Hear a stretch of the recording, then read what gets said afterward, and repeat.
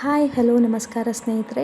ಆಸೆ ಸೀರಿಯಲ್ನ ಇವತ್ತಿನ ಸಂಚಿಕೆಯಲ್ಲಿ ಏನಾಗುತ್ತೆ ಅನ್ನೋದನ್ನ ನೋಡೋಣ. ಫಸ್ಟ್ ಸೀನ್ನಲ್ಲಿ ಸೂರ್ಯಗೆ ಕಾಲ್ ಬರುತ್ತೆ. ಹೇಳೋ ಕಾರ್ತಿಕ್, ಏನೋ ಹುಷಾರಿಲ್ವಾ? ಸರಿ, ನಾನು ಕಾರ್ ಓಡಿಸ್ಬೇಕಾ? ಸರಿ, ಬರ್ತೀನಿ ಅಂತ ಹೇಳಿ ಕಾಲ್ ಕಟ್ ಮಾಡಿಬಿಟ್ಟು, ಮೀನಮ್ಮ ಇವತ್ತು ಸ್ವಂತ ಕಾರ್ಗೆ ನಾವೇ ಬಾಡಿಗೆ ಡ್ರೈವರು. ಸರಿ ಆಯಿತು, ಹುಷಾರು ಅಂತೇಳಿ ಮೀನಾ ಹೇಳ್ತಾಳೆ. ಆಗ ಸರಿ ಆಯಿತು, ಬಾಯಿಲ್ ಒಂದು ನಿಮಿಷ ಈ ಕಡೆ ಅಂತ ಹೇಳ್ಬಿಟ್ಟು ಕರ್ಕೊಂಡು ಹೋಗ್ಬಿಟ್ಟು ಸೈಡಿಗೆ, ನಾನಿಲ್ಲ ಅಂತಂದರೆ ಸಕ್ಕರೆ ತುಂಬ ತಾತ್ಸಾರ ಮಾಡುತ್ತೆ, ಹಾಗಾಗಿ ಏನೇನೋ ತಪ್ಪು ನಿರ್ಧಾರಗಳನ್ನ ತಗೊಳ್ಬೇಡ ಅಂತ ಹೇಳಿದಾಗ ಮೀನಾ ಸರಿ ಆಯಿತು ರೀ ಅಂತ ಹೇಳ್ತಾಳೆ. ಆಗ ಸೂರ್ಯ ಸರಿ ಆಯಿತು, ನಾನು ಹೋಗಿ ಬರ್ತೀನಿ ಅಂತ ಹೇಳ್ಬಿಟ್ಟು ಡ್ರೈವಿಂಗ್ ಕೆಲಸಕ್ಕೆ ಹೊರಡ್ತಾನೆ. ನೆಕ್ಸ್ಟ್ ಸೀನ್ನಲ್ಲಿ ಮನೋಜ್ ಯೋಚನೆ ಮಾಡ್ಕೊಂಡು ಕೂತಿರ್ತಾನೆ.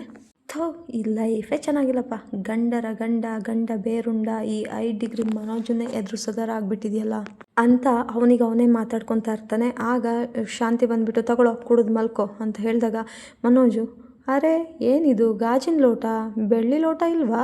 ಈ ಮನೆ ಯಜಮಾನ ಇದ್ದೀನಿ, ಯಾರಿಗೂ ಭಯ ಭಕ್ತಿ ಇಲ್ಲ ಅಂತ ಹೇಳಿದಾಗ ಶಾಂತಿ, ಅಪ್ಪ ಭಕ್ತ ಪ್ರಹ್ಲಾದ, ಚಿನ್ನದ್ದೇ ಆರ್ಡ್ರ್ ಮಾಡಿದ್ದೀನಿ, 4th ಕ್ಲಾಸಲ್ಲಿದೆ, ಬರ್ತಾ ಇದೆ, ಹೋಗೋ ಕುಡಿದ್ಬಿಟ್ಟು ಕೆಲಸ ನೋಡ್ಕೊ ಹೋಗಲ್ಲೋ ಅಂತ ಹೇಳ್ಬಿಟ್ಟು ಅಲ್ಲಿಂದ ಎದ್ದೋಗ್ತಾರೆ.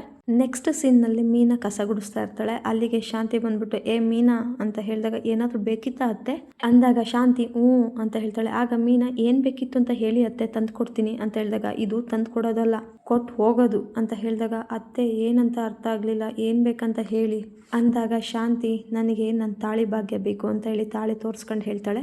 ನೋಡು, ನಿನಗೂ ನಿನ್ನ ಗಂಡನ ಮೇಲೆ ಪ್ರೀತಿ ಇದೆ, ಇವತ್ತು ನಾನಿರೋ ಜಾಗದಲ್ಲಿ ನೀನಿದ್ದಿದ್ರೆ ನೀನೇನು ಮಾಡ್ತಿದ್ದೆ?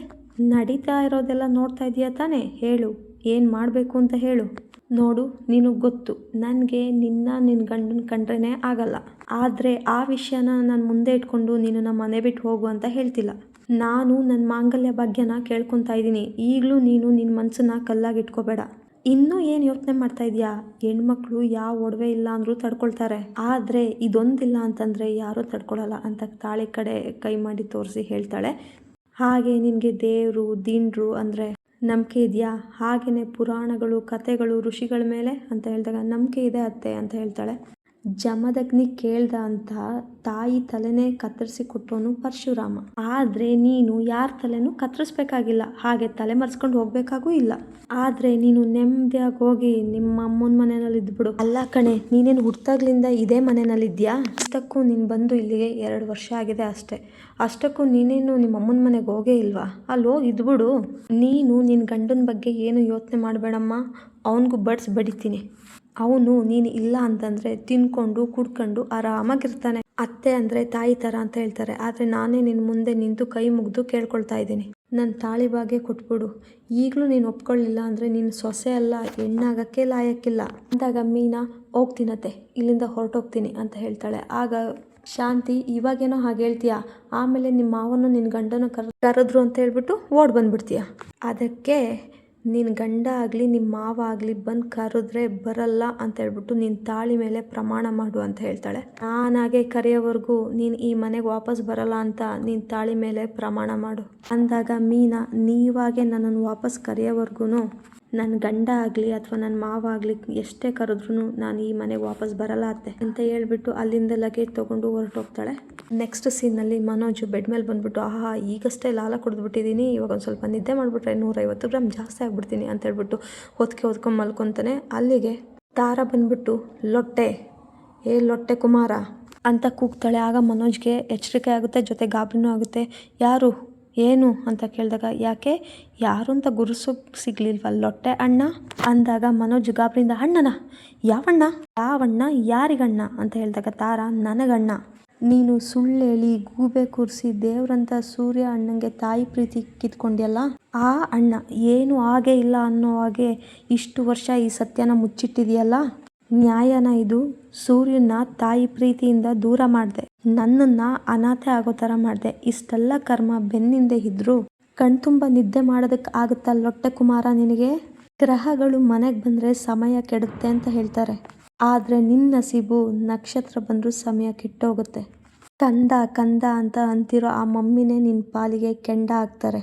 ಮಲ್ಗು, ಯಾಕೆ ಮಲ್ಗು, ನಿನ್ನನ್ನು ಕೊಂದಾಗ್ತೀನಿ ಅಂತ ಹೇಳ್ಬಿಟ್ಟು ಕತ್ತಿ ಸುತ್ತಾ ಇರ್ತಾಳೆ. ಆಗ ಮನೋಜು, ಅಯ್ಯೋ ಬಿಟ್ಬಿಡು, ಬೇಡ ಅಂತ ಕಿರ್ಚ್ಕೊಳ್ತಾ ಇರ್ತಾನೆ. ತಕ್ಷಣ ಎಚ್ಚರ ಆಗುತ್ತೆ. ಅವಾಗ ನೋಡಿದ್ರೆ ಅದು ಕನಸಾಗಿರುತ್ತೆ ಮನೋಜ್ಗೆ. ಆಗ ಯಾರು ಇವಳು ಅವಳೇನಾ?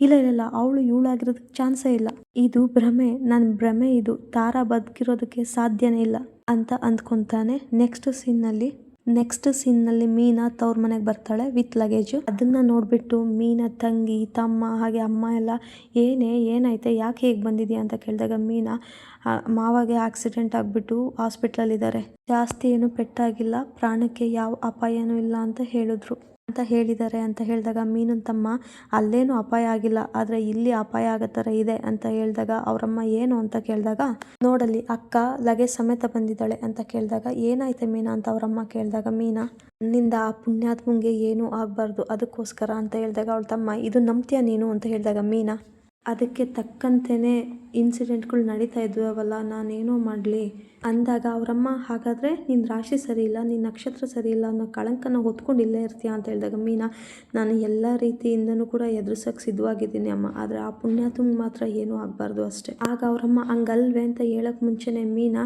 ಇಲ್ಲಿರಲಾ ಅಥವಾ ಎಲ್ಲಾದರೂ ಹೋಗ್ಲಾ ಅಂತ ಹೇಳಿ ಲಗೇಜ್ ಎತ್ಕೊಂಡು ಮನೆ ಒಳಗಡೆ ಹೋಗ್ತಾಳೆ.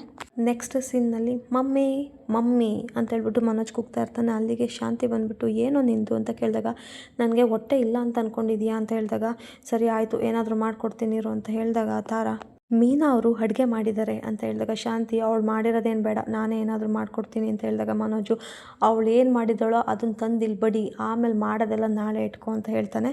ಆಗ ಶಾಂತಿ ಸರಿ ಆಯಿತು ಕುಕ್ಕರ್ ಬಡಿ ಅಂತ ಹೇಳಿದಾಗ ಮನೋಜ್ ಇದು 5 ಡಿಗ್ರಿ ಮನೋಜ ಕಮ್ ಯಜಮಾನ ಇದ್ದೀನಿ, ನನಗೆ ಹಾಗೆಲ್ಲ ನೀನು ಮಾತಾಡಬೇಡ ಅಂತ ಹೇಳಿದಾಗ ಶಾಂತಿ ಅಯ್ಯೋ ಯಾವುದ್ಯಾವುದೋ ಟೆನ್ಷನಲ್ಲಿ ಹಾಗೆ ಮಾತಾಡಿದೆ ಕಣೋ, ಸರಿ ಆಯಿತು ಕೂತ್ಕೊ ನೀನು ಅಂತ ಹೇಳಿ ಕೂರಿಸ್ತಾಳೆ. ಸರಿ ನಾನು ಹೋಗಿ ಅಪ್ಪನ ಕರ್ಕೊಬರ್ತೀನಿ ಹಾಗಾದ್ರೆ ಅಂತ ಹೇಳ್ಬಿಟ್ಟು ತಾರಾ ರಂಗನಾಥ್ ಅವ್ರನ್ನ ಕರ್ಕೊಂಬರಕ್ಕಂತ ಹೋದಾಗ ಸೂರ್ಯ ಅವಳ ಹಿಂದೆನೇ ಓಡೋಗ್ತಾನೆ. ತಾರಾಗೆ ಮಗು ಇವಾಗಲೇ ಎಬ್ಬಿಸ್ಬೇಡ ಅಪ್ಪನ, ಅಪ್ಪ ಎದ್ಮೇಲೆ ತಾನಾಗೆ ಊಟ ಮಾಡ್ತಾರೆ ಅಂತ ಹೇಳಿದಾಗ ತಾರಾ ಸರಿನಾ, ಸರಿ ಹಾಗಾದರೆ ನೀವಾದರೂ ಬನ್ನಿ ಊಟಕ್ಕೆ ಅಂತ ಹೇಳಿದಾಗ ಬೇಡಮ್ಮ ಮೀನಾ ಬಂದಮೇಲೆ ಊಟ ಮಾಡ್ತೀನಿ ಅಂತ ಹೇಳಿದಾಗ ಬನ್ನಿ ಅಣ್ಣ ಅಂತ ಹೇಳ್ಬಿಟ್ಟು ಹಿಂಸೆ ಮಾಡ್ಕೊಂಡು ಕರ್ಕೊಂಡು ಹೋಗ್ತಾಳೆ. ನೆಕ್ಸ್ಟ್ ಸೀನ್ನಲ್ಲಿ ಶಾಂತಿ ಎಲ್ಲರಿಗೂ ಕೂಡ ಊಟ ಬಡಿಸ್ತಾ ಇರ್ತಾಳೆ. ಆಗ ಸೂರ್ಯ ಸಕ್ಕರೆ ಅಂತ ಹೇಳಿದಾಗ ಹೇಳೋ ಕೇಳಿಸ್ತಿದೆ ಅಂತ ಹೇಳಿದಾಗ ಮೀನಾ ಎಲ್ಲಿ ಅಂತ ಕೇಳಿದಾಗ ಯಾಕಪ್ಪ ಇಷ್ಟು ವರ್ಷ ನಾನೇ ತಾನೇ ನಿನಗೆ ಬಡಿಸ್ತಾ ಇದ್ದಿದ್ದು ಅಂತಾಳೆ.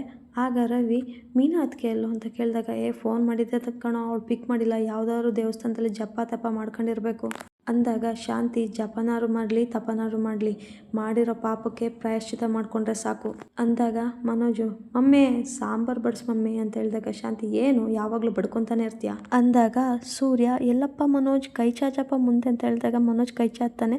ಹಾಗಾದರೆ ಸಿಗುತ್ತಲ್ಲೋ ನೀನೇ ಬಡಿಸ್ಕೊಂಡು ಊಟ ಮಾಡ್ಬೋದಲ್ವ ಅಂತ ರವಿ ಹೇಳಿದಾಗ ಸಾಂಬಾರನ್ನ ಶಾಂತಿನೇ ಬಡಿಸ್ತಾಳೆ. ನೆಕ್ಸ್ಟು ಸೂರ್ಯಗೆ ಒಂದು ಕಾಲ್ ಬರುತ್ತೆ, ಅದು ಮೀನಾ ಕಾಲ್ ಆಗಿರುತ್ತೆ. ಶಾಂತಿನೇ ಮನೆ ಬಿಟ್ಟು ಕಳಿಸಿರೋದು ಅನ್ನೋ ವಿಚಾರ ಸೂರ್ಯಂಗೆ ಗೊತ್ತಾಗುತ್ತೆ. ಇಲ್ಲಿಗೆ ಇವತ್ತಿನ ಸಂಚಿಕೆ ಮುಕ್ತಾಯ ಆಗುತ್ತೆ.